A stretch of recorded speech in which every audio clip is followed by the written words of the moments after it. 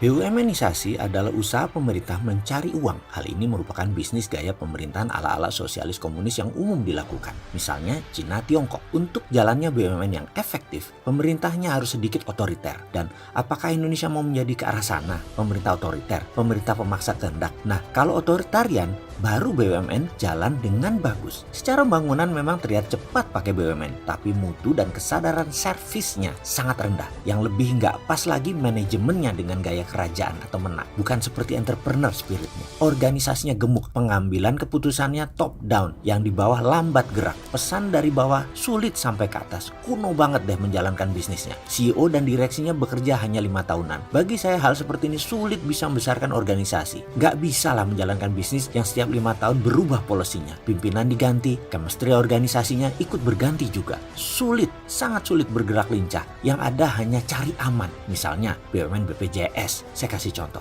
Ganti pemimpin, ganti gaya. Ganti style laporan, ganti corporate action. Nggak bisa begitu bisnis itu. Dan bleeding to BPJS. Juga Garuda, juga Pertamina. Lalu pertanyaannya, shareholder BUMN diwakili siapa? Kepemilikan itu menentukan sense of belonging. Kalau jawabannya rakyat Indonesia, rakyat sebelah mana? Orang BUMN sekarang menganggap rakyat Indonesia adalah pasar. Dikuras asetnya, dikeduk tenaganya. Terus misalnya dari 116 BUMN ditambah dengan anak usahanya semuanya kira-kira ada 800. Itu asetnya hanya 3.500 triliun rupiah. Dan ini senilai US dollar kira-kira 250 billion. Dibandingkan dengan satu perusahaan GE, General Electric, sudah jauh ketinggalan. Aset GE dan market capitalization-nya GE sekitar 500 billion US dollar. Dibandingkan Apple Incorporated mencapai 1000 billion US dollar atau 1 triliun dolar. Dan mereka hanya dipimpin seorang CEO, bukan menteri dengan perangkat departemennya. Bingung saya kalau urusan begini. BUMN Indonesia dibanding akumulasi jumlah beberapa grup, misalnya Sinarmas Group, Salim Group, Jarum Group, itu hampir sama market cap-nya. Ini sisi lokal loh, bukan sisi swasta negara lain. Jauh. Untuk itu, saya mau kasih solusi. Sebenarnya untuk membesarkan ekonomi sebuah negara itu gampang. Distribusi kekayaan ke swasta,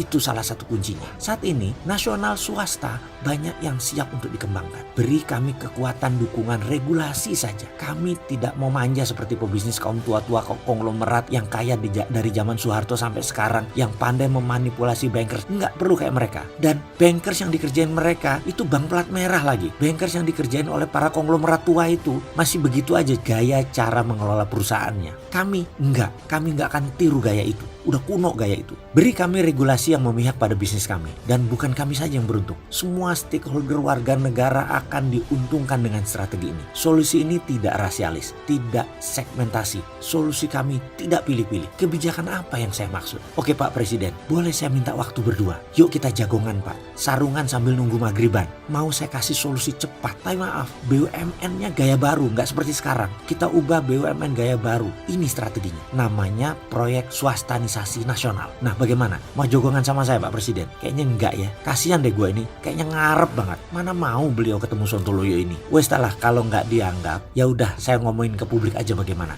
Jangan dibilang saya ini pengkritik nggak pakai solusi. Enggak loh ya.